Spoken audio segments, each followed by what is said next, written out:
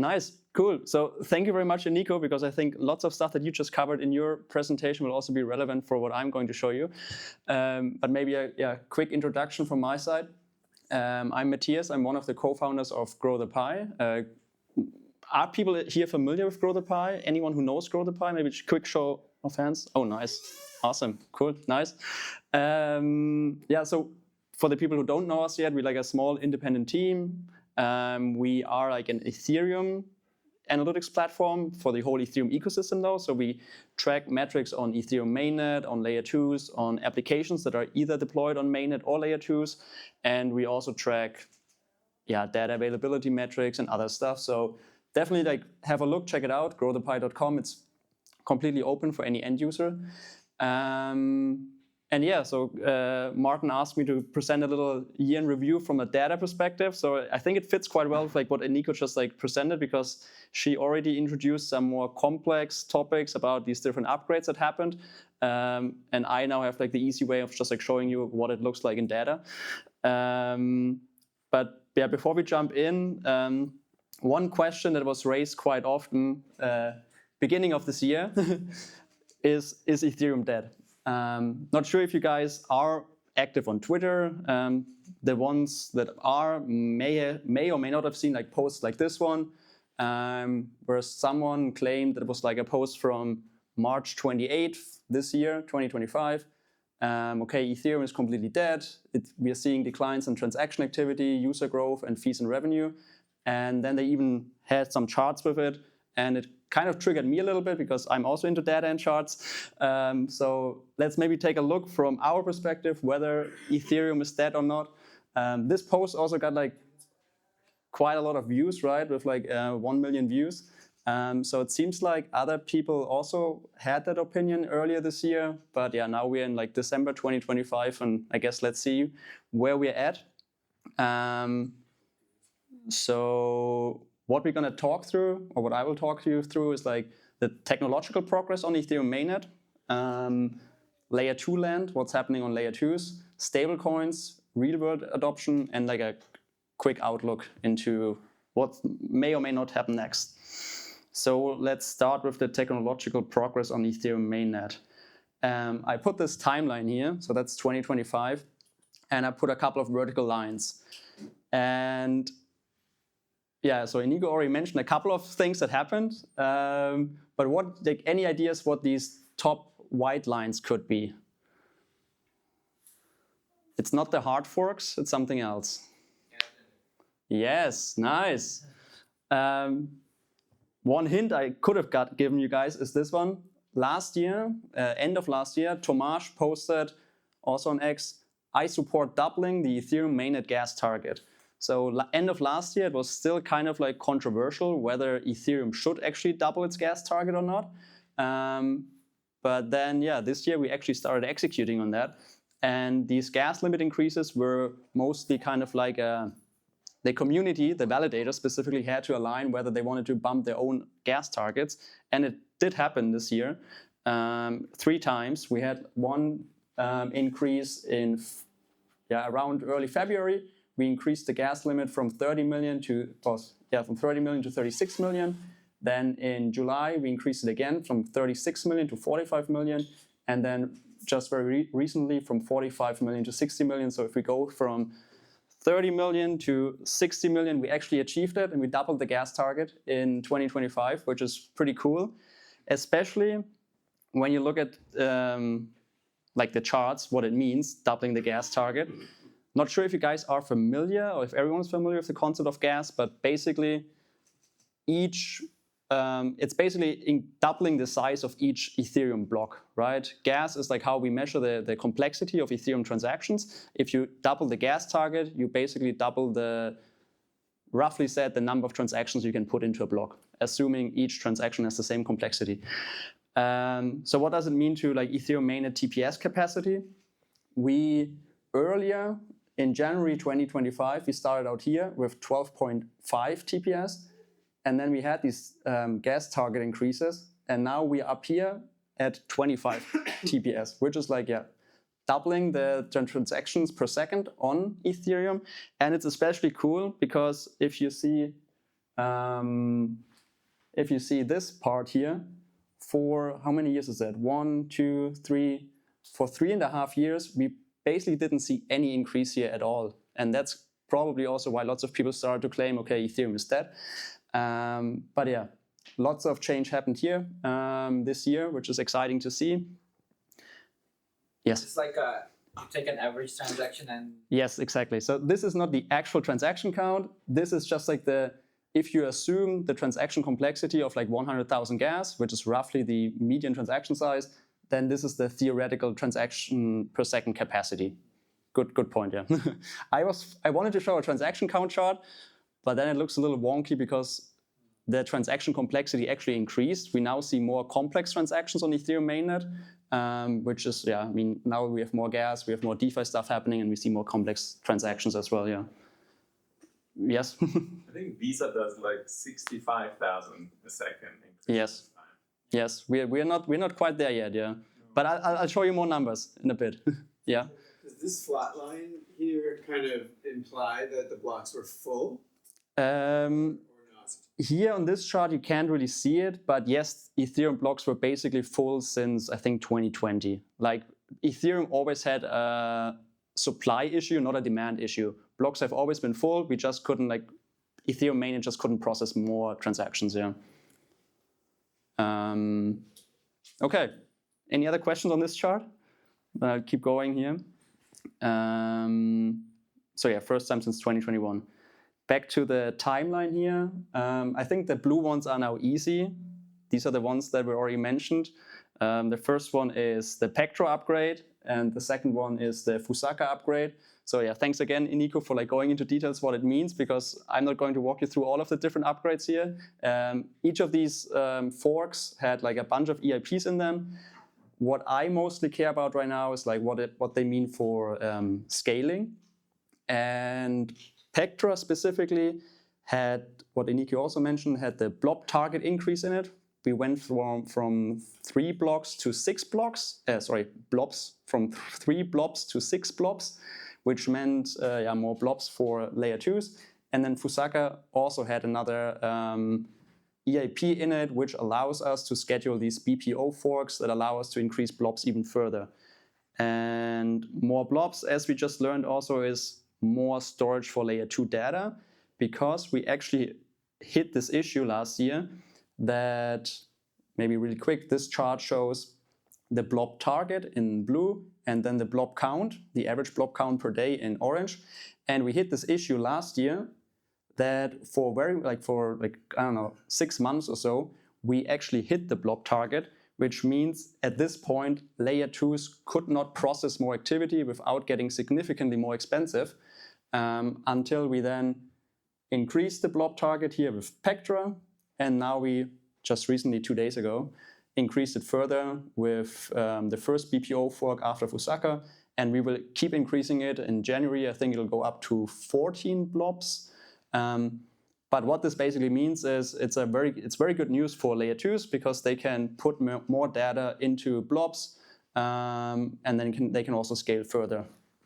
So yeah, that's great stuff. We keep scaling here. And then going back to the timeline again, I think this one is also easy now. It was also already mentioned, roughly end of July this year. 10 years, exactly, nice. It's not really a technological progress in the sense that we changed anything, but in my opinion, it's crazy important to also celebrate these milestones, because blockchains are about trust in the end, right? And 10 years of uptime shows you can trust this system that we're building. So yeah, happy birthday again, Ethereum. And great job in case anyone was here also participating in any of these hard forks. Then let's next take a look at layer 2 land. I saw another tweet here just a couple of months ago, that was September, where this guy here, he was kind of concerned that no one even considers building Ethereum layer 2s anymore. And he also had the take that if you're a founder, don't build on Ethereum. I was also surprised reading this basically on X. One chart that we track on, well, one data point that we track on Grow the Pie is, for example, the number of layer 2s. Anyone, any idea how many layer 2s we have at the moment? Too many. So we have one chart where we filtered. That was a very, very good guess. We show right now 101 layer 2s here. And this is already layer 2s filtered down to having at least 100,000 in TVL, like assets on the chain. So I think without the filter, we had like roughly 120. So that was a very good guess, yeah. And yeah, so we see since 2020, this chart has been going up quite a bit. We also see a little bit of a correction here. So some L2s are actually like going down, or they stop processing, or they stop sequencing blocks. In my opinion, that's good. Like we didn't need all of the layer 2s that were out there. But overall, we definitely saw like a strong increase in the number of layer 2s live. And we don't need all of these. But we also see lots of bigger names now building or launching their own layer 2s.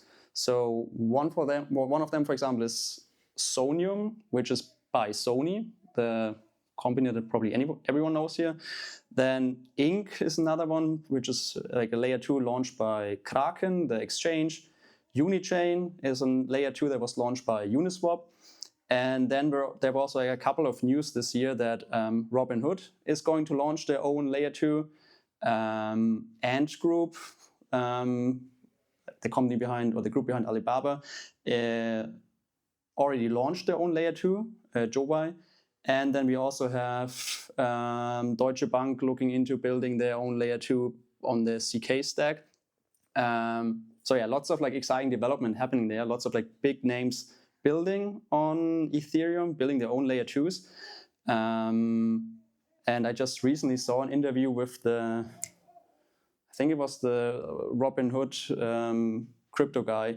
And he basically said that why do they choose layer 2s? They like the security benefits. They like how cheap it is for them to run layer 2s. And also the customizability, that they can still like customize the layer 2s to their own needs. And another thing that we're seeing is we're seeing layer 1s migrating to become layer 2s. So one of the biggest ones is probably Zello, which has been around for like a couple of years. And just March this year, they migrated to become a layer 2. Then Lisk is another example here. And maybe some of you are also familiar with Ronin, the big gaming chain where Axie Infinity is running on. They are also going to become a layer 2. Yes? Is the term layer 2 now synonymous with superchain? No. So Superchain is Optimism's cluster. So there are these different clusters. We have Superchain by Optimism. We have the Arbitrum Orbit by Arbitrum. Basically, these different clusters that these bigger chain stacks created. There's also like from CK Sync, the Elastic chain. Yeah. So Superchain is specifically the OP stack layer 2s that also actually have a revenue share with Optimism. Yeah. Yes. Robinhood will be a part of Arbitrum ecosystem. Sorry again? Robinhood will build the L2 Yes. on the base of Arbitrum. Exactly. Yeah. So it will be a part of Arbitrum ecosystem, or? Technically, I mean, all of them will be part of the greater Ethereum ecosystem, but it's maybe a little closer to the Arbitrum ecosystem in that case, yeah. At least in terms of technology, yeah. Just maybe a bit of question about your opinion. Is it more interesting to have more new layer 2s, or so talking about particularly the block size increasing? Yeah. So it's going to benefit, it's going to make it easier to make new layer 2s, but it's also going to benefit the existing layer 2s. Yes, exactly. It will benefit both, yeah. Which of the two is a better outcome? I think, honestly, a healthy mix is the best again, because I think every layer 2, as long as they have like a specific target audience or a specific like niche or a specific distribution channel, can also bring new people to Ethereum. And that's also, by the way, the whole theme behind Grow the Pie. It's kind of like, okay, making the pie bigger for everyone, right? We're still like a relatively small space and very niche use cases, but yeah, all of these layer 2s are basically BD teams for Ethereum in my case, or like my opinion.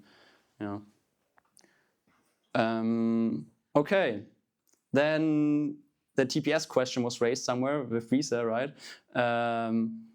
someone mentioned, oh yeah, you mentioned Visa is processing 65,000 transactions per second. This stuff actually is becoming possible on layer 2s now. Currently combined L1, 25 TPS, plus L2s can already reach 30,000 TPS. And this 30,000 number is quite high. I'll show you now why. We had like one L2 just launched very recently called Lighter. Lighter is like a very, like most of these L2s are EVM equivalent L2s. That means they're general purpose. You can deploy your smart contracts and do stuff the same way you do it on Ethereum. But some of these L2s, and Lighter is one example here, are very app specific. So they're very optimized to a very specific use case. Lighter is like a perp stacks, and it's just optimized for just like this use case. And yeah, this one, we see here the all-time high number. This one can go up to 30,000 TPS at the moment. And it's like a rollup that's actually posting data to Ethereum in blobs.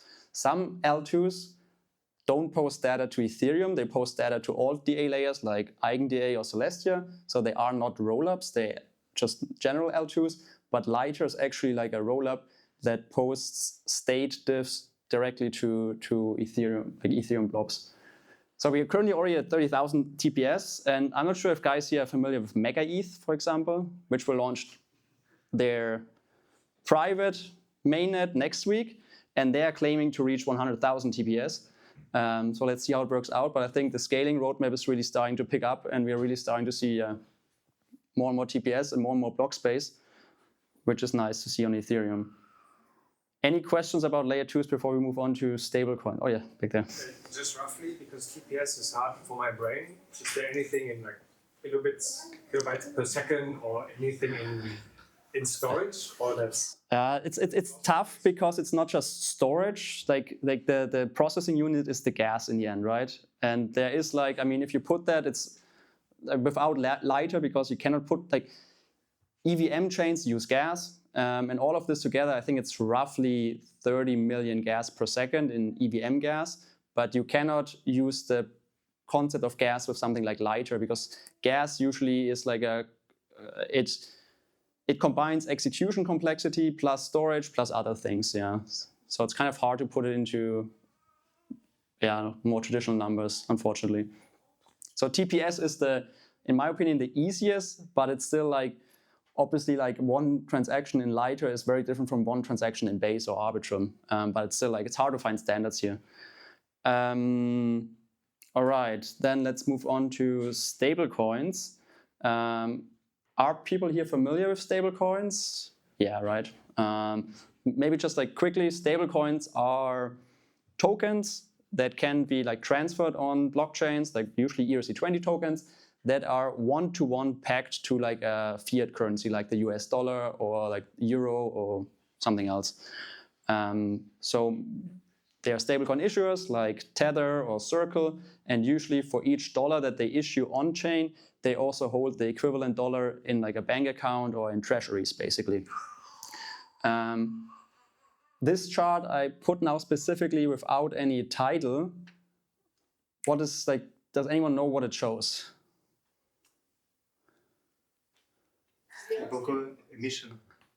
Emission, settlements, volume. So this is actually the supply, the stablecoin supply. We have currently in the combined Ethereum ecosystem. So the gray line here is Ethereum mainnet.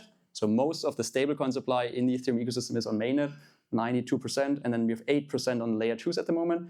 But we have currently 195 billion in stablecoins, which is roughly 5 times Starbucks yearly revenue. So you could like, I don't know, give people free coffee for 5 years in all Starbucks shops for 5 years, for free with this money. And you see, I just also plotted a line, I think, you see this is where 2025 started.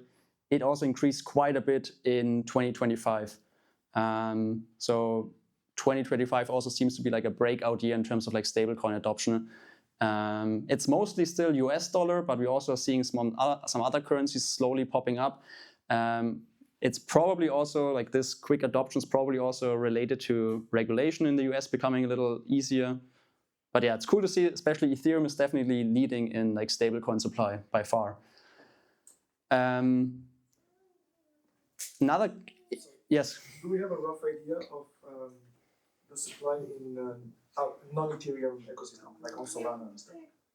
I think Solana has 8 billion, but I'm not sure, 8 or 10 billion. So roughly 5% of that then, yeah. But I'm not 100% sure, so definitely. Tron, yeah. So the second biggest is Tron. So Tron is also like an EVM equivalent chain, right? Also used a lot in South America, if I'm not mistaken. Africa, yeah. They are the second biggest, and I think they're roughly, I want to say 60 billion. So they're also quite big in stablecoins, which is surprising because Tron is also very, very expensive to use. But they were just like early movers there, yeah. But yeah, definitely like double check these numbers. Like if you want general numbers on stablecoins, definitely go to like DeFi Llama, for example. They also have like other chains, like other non-Ethereum chains listed. Yeah, something else that I found interesting when we looked into the data about stablecoins, we looked into like what are the first contracts that new users interact with. So when someone creates a new wallet, what is the first contract that they interact with on chain? And this is now for the last 7 days on Ethereum mainnet. I just took this screenshot today, and we see again lots of like stablecoin contracts. We see Tether, we see Circle, we see down here DAI. So lots of new users. The first interaction on chain is they use a stablecoin. They probably mint or transfer stablecoin. And then here, for example, that's also interesting. Lots of people currently use Ethereum mainnet in order to bridge to Lighter, the L2 that we saw earlier. Sorry?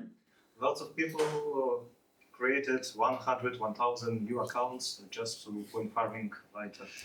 That maybe as well, yeah. Not much really. That could also be the case, yeah. Like it's always tricky, unfortunately, with incentives then to like measure that. Because Lighter is a new hyperliquid. Yeah. And they just want to point farming. Yeah. Probably, yeah. But still, interesting though with the stable coins. At least I found this very, very interesting to see what is the first interaction of users. Like it could, for example, be that like someone sends, like you create a wallet, someone sends you stable coins, and then you then send them somewhere else, and the first transaction is basically you sending the stuff out. So this only counts transactions that were executed by yourself or by these wallets. And then I have another chart which I put for now without any title. It shows here it's Ethereum mainnet. It's stablecoin related. It starts in 2018, goes up to like to now, and we're currently sitting at roughly 40%. Sorry, of what? That's the question, yeah. It's a share of something. Sorry? Staked, okay. Yeah. Transactions. Share of all transactions that. Nice. Yes, that's it. Very good, Khan. 40% of all transactions on Ethereum mainnet touch stablecoins today, which means that either they directly call a stablecoin contract and transfer stablecoins, or they swap into a stablecoin, swap out of a stablecoin, swap from one token to another token, but it's routed through a stablecoin, whatever. But like 40% of all transactions on Ethereum mainnet, in some sense, touch a stablecoin, which kind of shows how like fundamental stablecoins have become in the Ethereum ecosystem. Any final questions on stablecoins before we move on to the next chapter? No? Yeah. Again, do we have a rough idea? I mean, I guess probably we can check on paper if I don't know, but more of other chains, unfortunately not, no. I think Tron is probably 100%. the share of non-USD to USD. Oh yeah, that's pretty low. I think in the Ethereum ecosystem, we also have these numbers. We just aggregated them. It's like 99.5% is like USD, and then we have a little bit of Euro lying around there. But this is something we will definitely keep an eye on in like 2026 to see if it's growing. And I think what will also be interesting is like all of these different chains, they have users or whatever. But knowing which stablecoins they hold, you might also better understand in which jurisdictions or which countries are your users based, right? Do you have any statistic about the backed stablecoins of the last few years? I mean, I think most of us know like the Terra Luna thing that happened. We had the usual money, everything. Yeah. Yeah. I don't have a statistic top of my head, unfortunately, no. We did more algorithmic stablecoins back then as well, right? Which we don't really do anymore. Right now, it's really like, back then we tried to come up with algorithms that like try to keep the peg, but now it's really okay. We actually keep the dollar reserves, or like the issuers keep the dollar reserves, so that this can't really happen. But yeah, I don't have numbers, unfortunately. Yes. So we're seeing this trend and this hype around stablecoins, but they've really been around for so long. It feels a little bit weird, like this noise. It's like, is this a representation of like trust in the fact that stablecoins are stable, or is this some manufactured hype about the fact that, hey, we've been here for like 6 years? I think it's honestly like a little bit of product market fit here with stablecoins for Ethereum or for blockchains in general, right? Then probably what you see here that went down is exactly what you said, that like people may have lost a little bit of trust in stablecoins after the Luna Terra DPEG happened. But yeah, payments is great, yeah. And people just like many people out there still prefer to hold their known currencies versus like Ethereum or something else. I can also bring a little element of response. Is a lot of stablecoin usage. The user are not aware that they're even using stablecoin. They're using an app. Like for example, now Stripe does a lot of things, are moving stuff towards stablecoin. Things like MiniPay, but it's small. But there are apps that leverage ecosystem of stablecoin without necessarily advertising it. 100%. Yeah, I also just recently we went to San Francisco and like talked to someone there who works for like a fintech startup, and they also just like use stablecoins in their back end just because it's more efficient for them. They basically process a lot of assets for their customers, but then they use stablecoins in the backend for certain things. Okay, then let's move on real quick, because I think we're already like a little over time here, to the real world adoption part, because I guess that's all what we in the end also care about is, do people actually use Ethereum for something? And I just picked 2 examples here. Shopify, allowing payments in USDC on Base. So Shopify, I'm assuming most people are familiar with it, like this big like platform where you can like create your own online store. They now allow payments for merchants in USDC, and it's happening on Base, the layer 2 Base. The volume is still relatively low, but it's increasing. So that's a Seidl USDC volume via the commerce payment protocol on Base. And I think it was just like it's still in like a test phase, but I just saw videos from Jesse that they are like now rolling it out more. And the cool thing here is that Shopify allowing payments in Base means that anyone can spin up a Shopify store, and they don't have this issue that they also need like a bank account. They can just have like a wallet on Base where they can receive USDC, and it's just like increasing again, I guess, inclusivity for people that don't have bank accounts to sell something online and get paid in USDC. And another example we talked about before briefly is Robinhood. They will launch their own layer 2, but they are already tokenizing stocks on Arbitrum right now. And it's also a chart that's just like going up and to the right for the moment. So we see here the total value of tokenized shares. It's currently sitting at roughly 13.6 million. But yeah, I think the trend is the most interesting thing, that more and more stocks are currently being tokenized on Arbitrum through Robinhood. Nice, cool. Then just also like a quick outlook before I close this, before we come to our verdict whether Ethereum is dead or not. Because we also had a scaling question again. What we did a couple of weeks ago, or months ago, we just put this like simple chart out there based on the trajectory that like Justin Drake and other smart people at the F are like putting out there. We want to scale to 10,000 TPS within the next 5 to 6 years, which would mean we would reach 100 TPS by April 2027. 1,000 TPS by May 2029, and then 10,000 by June 2031. And this is Ethereum mainnet. So Ethereum mainnet will hopefully reach 10,000 TPS by then, but layer 2s will be in the hundreds of thousands, millions of TPS by that point. And it's just a trade-off then. In my mind, Ethereum mainnet is like high value transfers, slow moving money. Like if you want to keep all of your savings safe somewhere, maybe put them on layer 1. And layer 2s is more like more use cases, more fast moving money and low value transfers. All right, verdict. Is Ethereum dead in 2025? Is no one building on Ethereum anymore? I'd probably say no. I hope you guys agree. But yeah, if you're at any point interested in more like Ethereum ecosystem data, definitely go to growthepie.com, check it out. We should have data on most of the things that are happening in the Ethereum ecosystem, but also always happy about feedback or like about ideas for additional data points. Yeah, any further questions on any of this? No? Cool. You mean price or? I'm always bullish Ethereum. I mean, we have like we have a small team exclusively working in the Ethereum ecosystem, and so I've been like bullish for a while. Yeah. Before I worked for Liquid Crypto Fund, and we did a bunch of different things, but I'm very happy in the Ethereum ecosystem. So yeah, I'm definitely very bullish Ethereum ecosystem, long term also price. Yeah. What's the biggest blocker you think now The blocker for what exactly?